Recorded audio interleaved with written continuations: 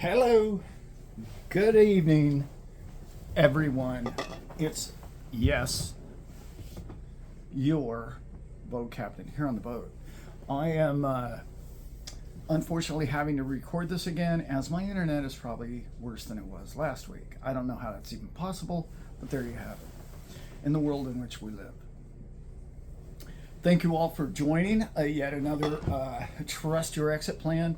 Today is going to be a different kind of show. By the way, the intro should go like this.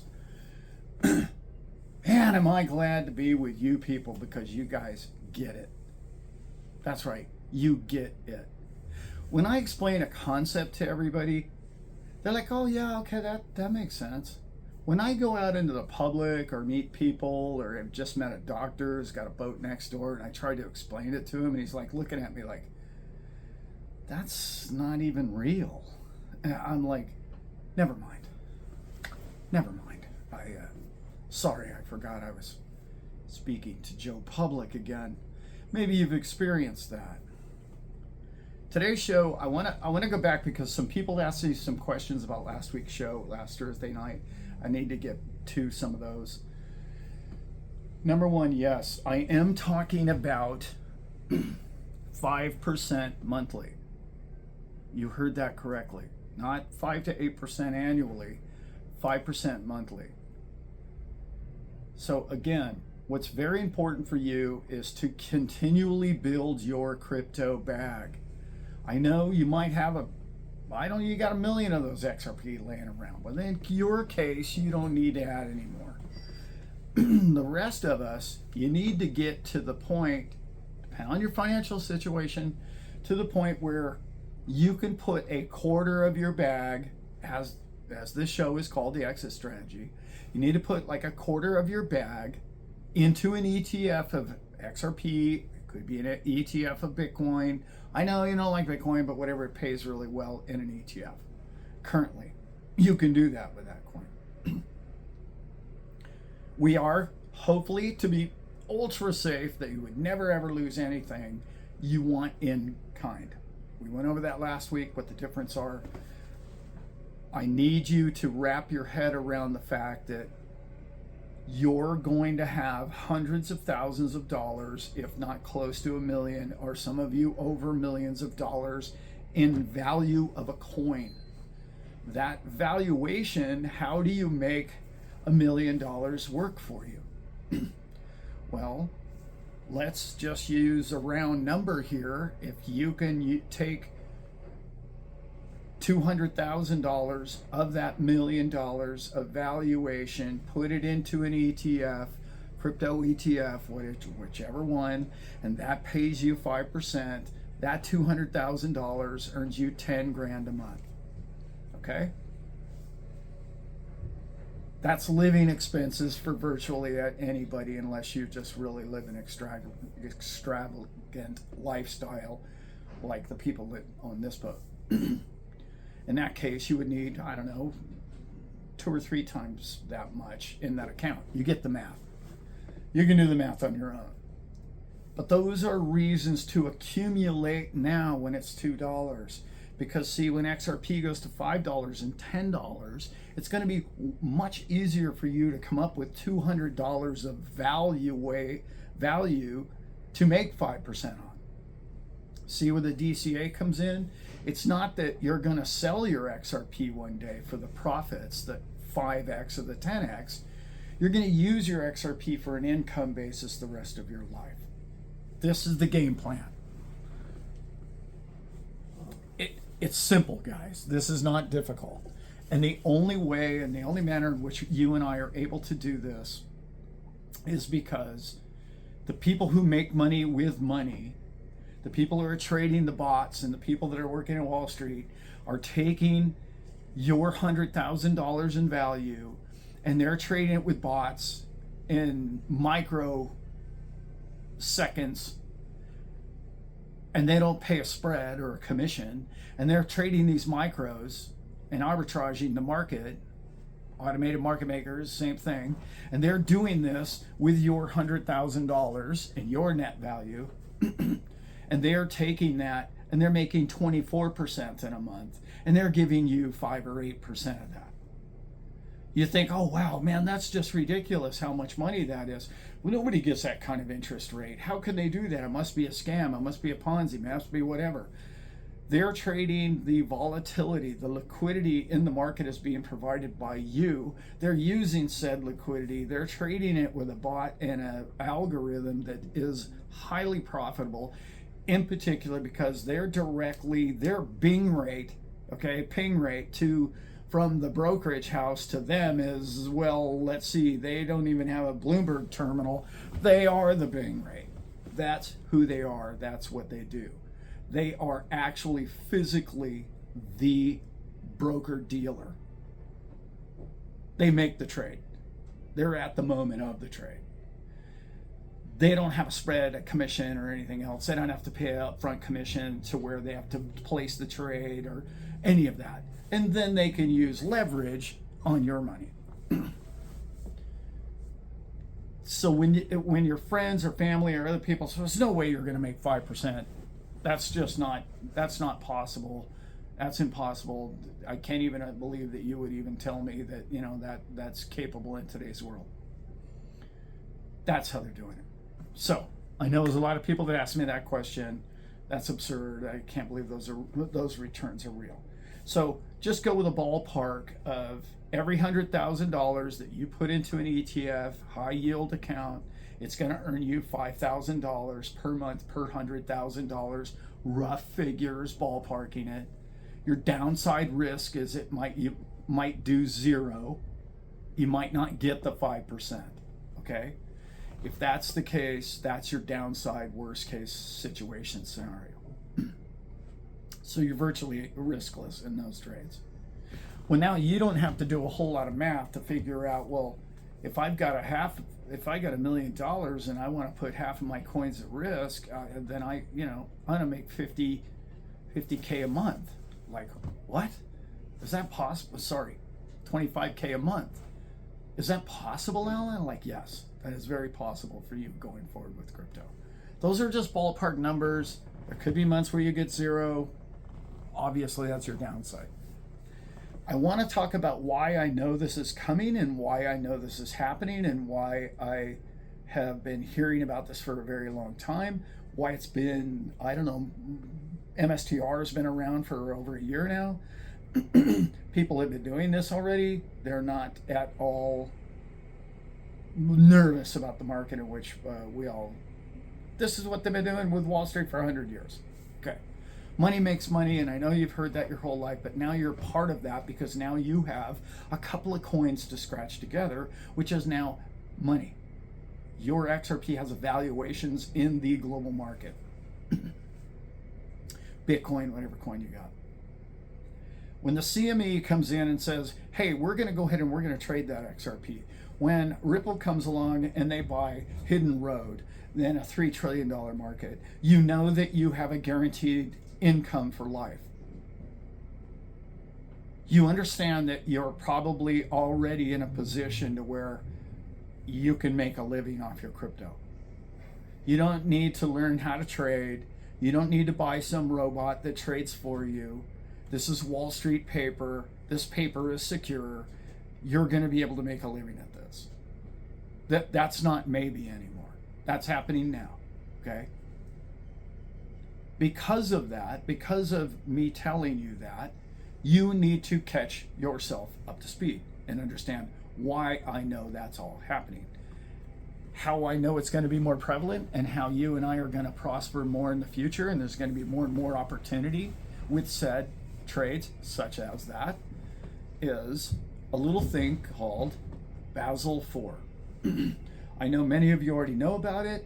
Many of you have talked about it. I've mentioned it, it's about a year ago when I first started really looking into it.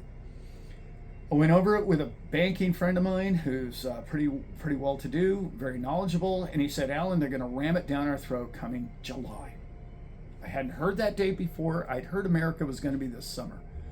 It's already happening in Europe, as many of you already know. When that happens, and it is happening, they're going to force the digits let's remember now they have this $9 trillion rollover that has to be paid. They have to pay that, and they need to pay that loan back, at least the interest of it. And that's going to force them to print somewhere around $9 trillion. They have a whole new, brand new plan for this. They're going to legally change the rules again, because that's constantly what they do at the top. And they are able to inflate the Ponzi scheme further down the line. That's exactly what I just said. That's what they're doing. So now they're going to break all these new rules with a new, hey, we have this Basel IV thing, and by the way, we're going to interject all this liquidity to you, B of A, to you, whoever Chase Bank, and guess what you get to do? You get to buy bonds with it. That's right. But instead of being able to buy those bonds right now, okay, or in the last 2 years, when the interest rates were up high, they have to do that when? They don't want these banks profiting from them.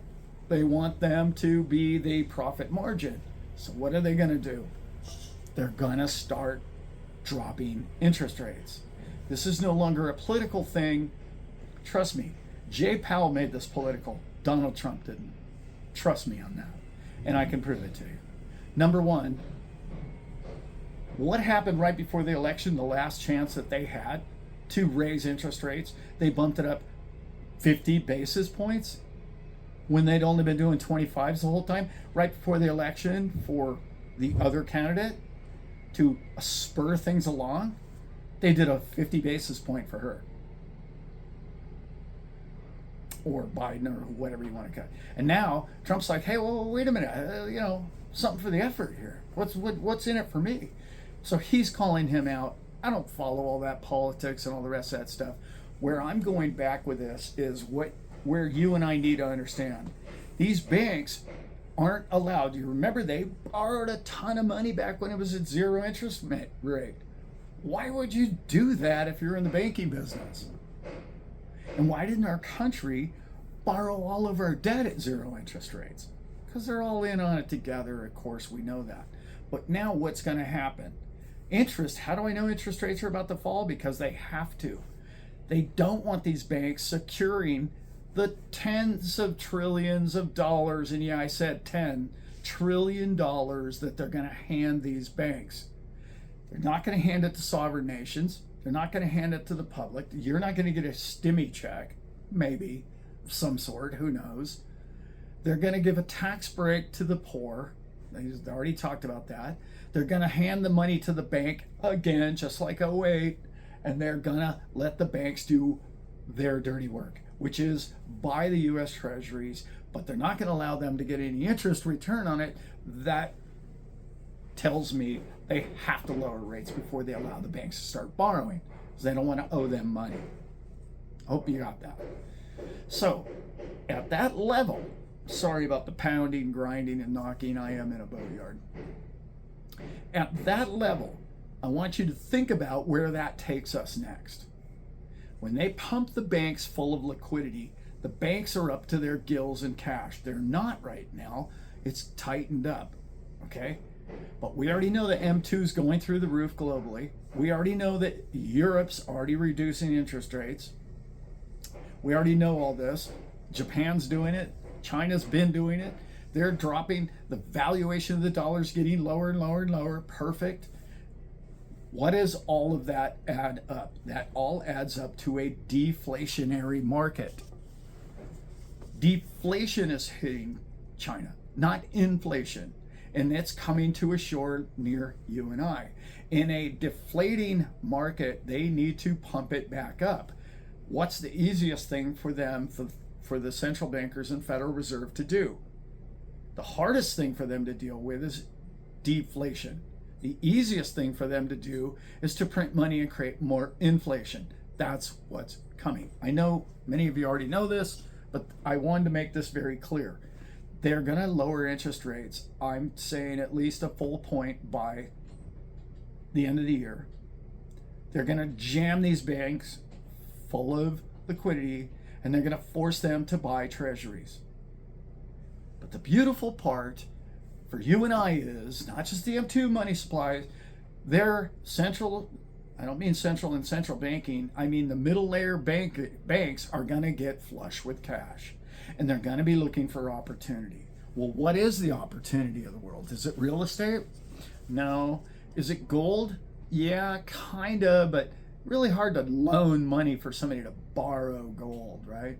So what are they going to do? That's right.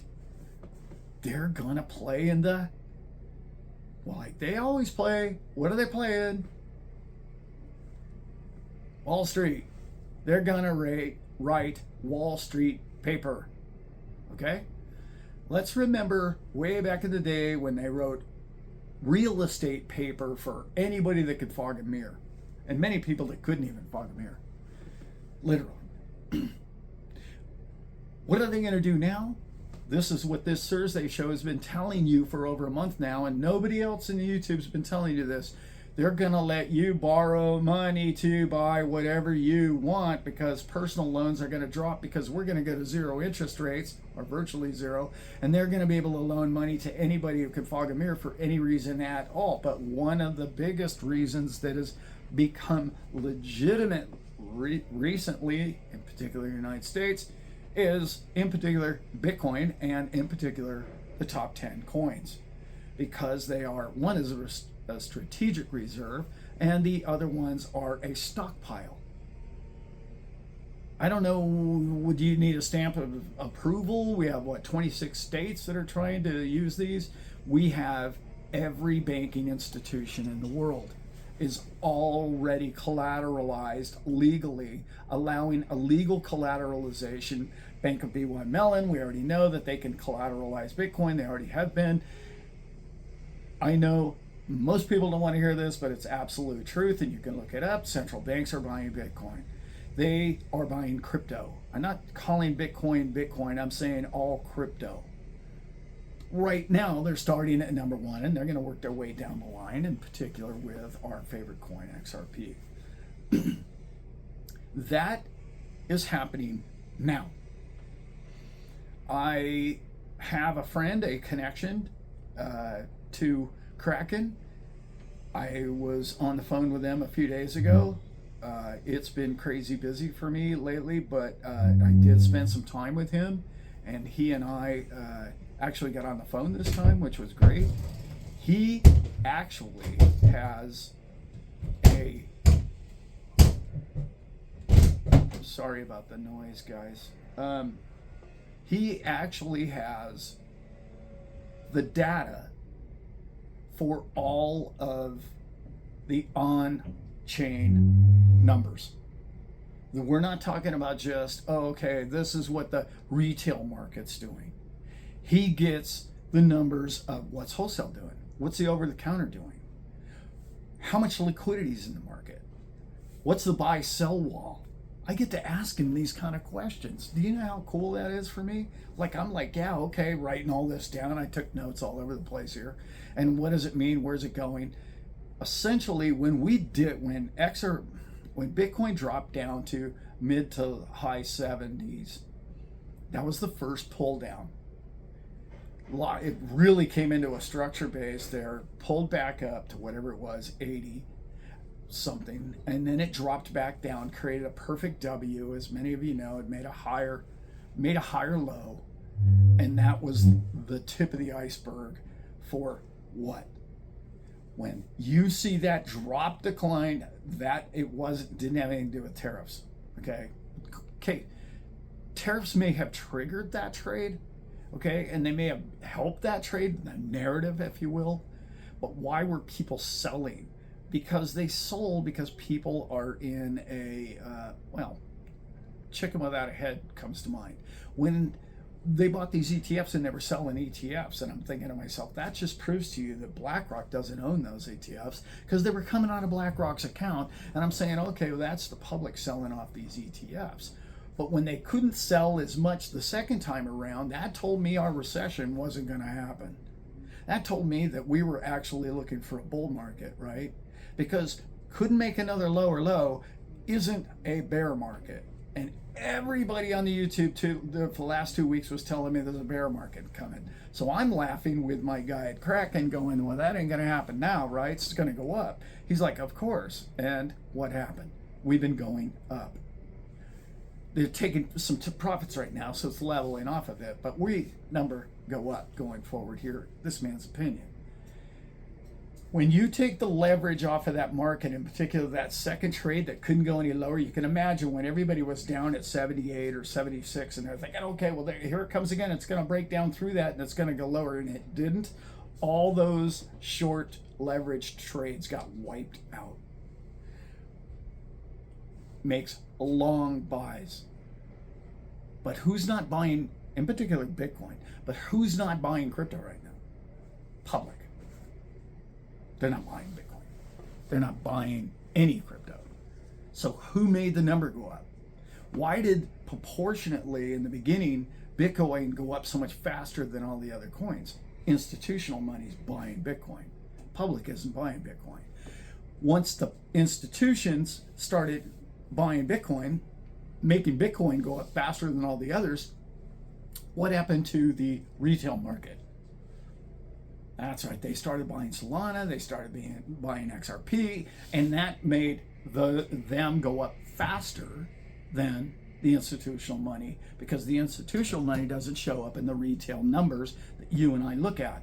What happened was they pushed it through, and it looks like you're buying more XRP percentage-wise, but you're actually not, because behind the scenes in the OTC, all of the Bitcoin that's actually available is being dried up.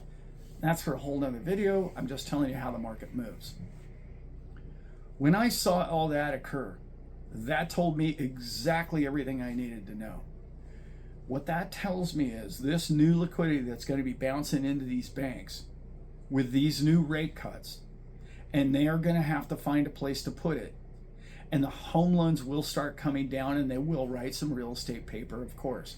They also have the commercial bank real estate in the bank house that is a mess. That's not good capital.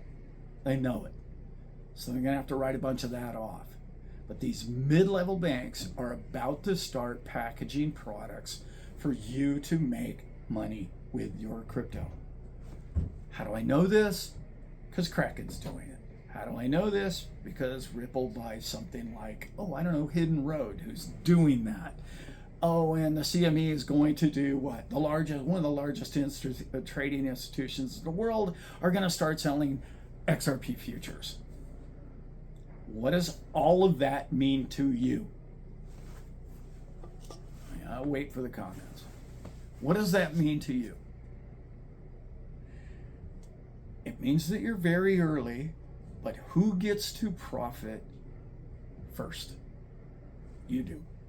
Because you watch shows like this one and better shows than this one that tell you, you might want to be in the high yield product because liquidity's coming. When liquidity's coming, when interest rates are falling, high yield makes sense. Why? Because they aren't going to be able to make enough money off the interest rate. Remember what I said in the beginning, the central bank doesn't want to give those guys any incentive. They don't want to loan them money when the interest rates are right now high. They want to give them the money after they start dropping the interest rates. They're going to flood their bank when they can't make any money. So they're going to look for returns. Where are those returns out? I just told you about a high yield and the bot trading, and they trade vol. They trade the volatility of a market. That vol is all in crypto. That vol, as everybody knows, that's too volatile. We can't trade that market. The bots trade it all day long. They make 20, 24% on their money every month. You get to make 5 to 8. You get 25% to 30% of their trade every month. That's where you come in. All of that whole picture comes to this conclusion for this man's mind. The entire market is going to be based upon returns. The entire thing. This is something that the world has figured out. Because building plants and a new widget and a new product is not the profit they're looking for. They have a digital profit ability that you and I have already been messing around with. So old legacy is tied up in all these previous loans and all of this debt market loan. Those are debt-based products. Are they still going to be relevant? Of course. You're going to have people like Tether and Circle and other people that are going to be buying the U.S. treasuries. And these banks are going to be forced to buy these treasuries because the other countries don't want to buy these American treasuries, because we're sort of tightening up. Every country is being less globalist, and they're being more of taking care of their own neighborhood, their own country, okay, their own continent, if you will, in some cases. And what that means is you and I have an opportunity to make money within your nation state with a global product.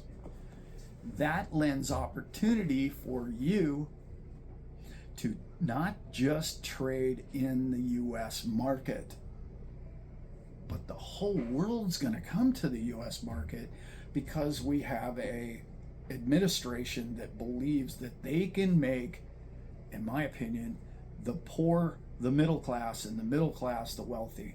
And they think they can do that in the next 2 to 5 years.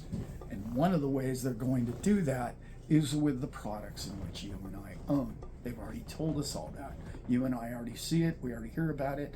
The fundamental news is all around the place daily. And nobody else is looking for it. Nobody's hearing about it. I'm talking to this doctor that owns the yacht next door, and the guy doesn't know anything about what I'm talking about. He thinks I'm speaking Portuguese again. And it's just like, to me, it's a shame that nobody gets it, but I think that means you and I get very well to do very quickly. Is it going to happen next month? No. But that liquidity has already hit the G2, and it's going to come to a bank near you before the end of July, from what I understand. I'm even told, this is what I'm told, didn't say it unquestionably this is what's going to happen, but they mentioned it to me. These trading brokerages, okay, are going to be giving liquidity. Just wrap your head around that. In other words, they're going to create so much money that they're going to have to give it to the brokerages. They're going to give it to the Coinbases, the Krakens. They're just saying that that's a possibility. I didn't hear that. I don't have any proof of that, but they're saying they're giving us money, possibly. And I'm like, wow. That means it's getting there. It's not just going to be, they're not trying to just leave it for the wealthy. They're actually trying to allow people to put the money down to where it can actually work quicker, faster. And what are those people going to do with their money? Well, you and I know what it means when retail FOMOs into crypto. I mean, it goes ballistic. And we've seen those markets before. Am I calling for that before the end of the year? No, I'm not necessarily calling for that.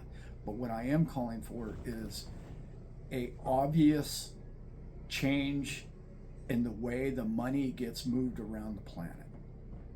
That's coming to you. It's coming. It's very obvious to this man and to anybody that's been listening to this show. Okay, I think I covered most of what I really wanted to catch up on. Let's see, I did have another couple questions there. Let's remember that you and I own coins that represent a Ponzi scheme. So you hold something that's real, like almost like gold or XRP or Bitcoin or whichever coin you want to wrap your head around. You own something that's finite. Yet they keep interjecting this Ponzi scheme money to pay the bills of the previous debt, refinance the old debt into the new debt, old debt into the new debt, and on top of that new debt, we're just going to create a Basel IV so we can interject more debt into the banking system because well, there's not enough student loans, there's not enough people buying real estate. We need to find something where we're going to find the best bubble to blow right now is going to be to the bank level, to people who are going to unafford or weren't as smart as you and I to pack their bags in DCA over the last, I don't know, 5-10 years. They need the public to start packing those bags. I'm not guessing on that. I've heard that on a banking level, and that's coming to a teller window near you. And those products are already being packaged, already being written up, and they're going to be able to sell them to you. It's not against the law for a bank to sell you a financial product. As we know, that changed back in the 80s. Reagan changed that. So that's all coming to a crypto bag near you. So that was another question I'd had. The other one was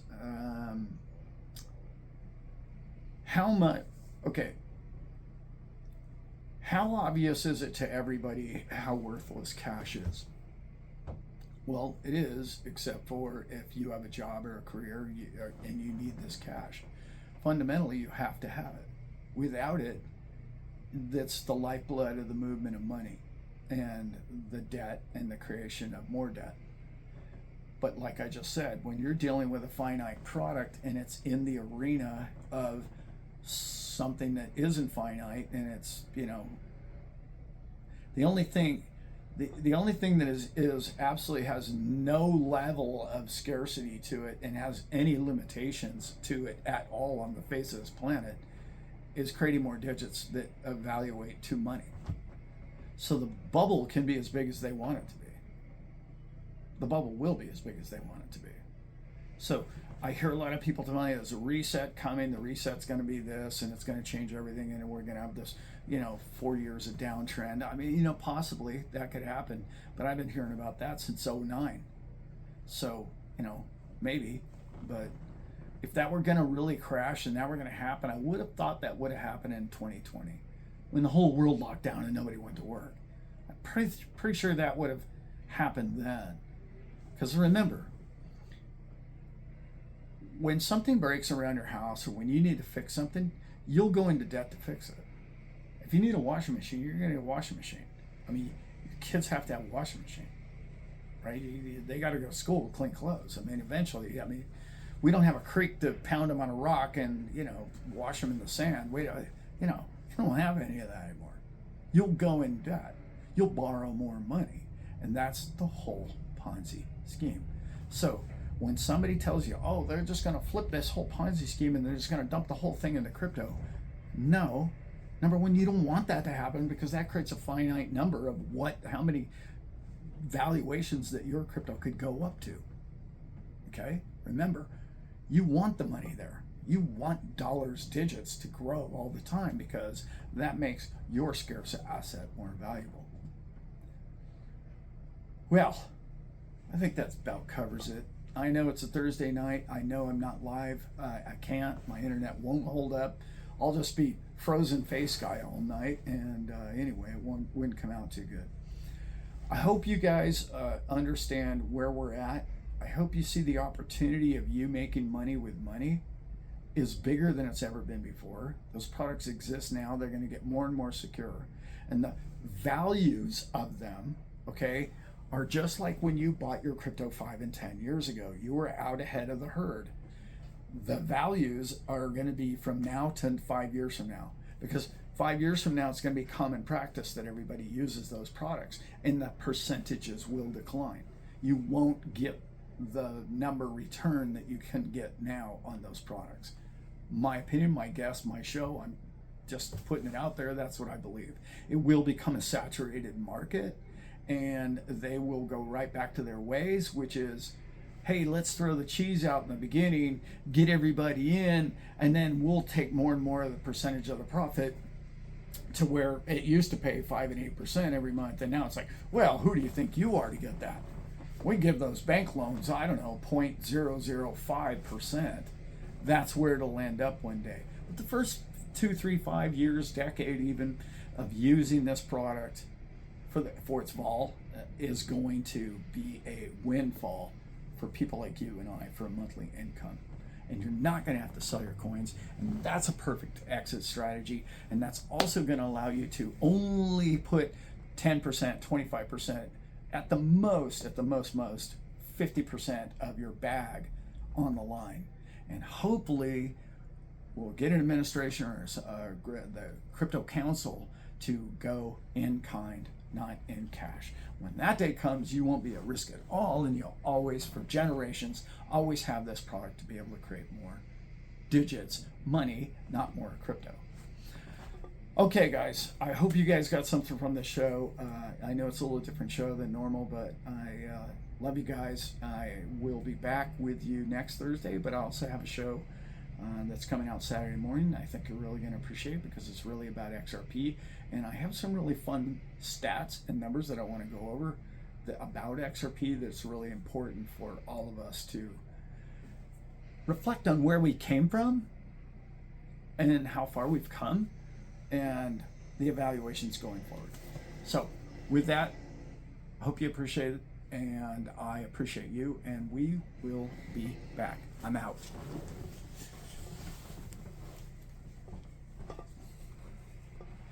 Good night, all.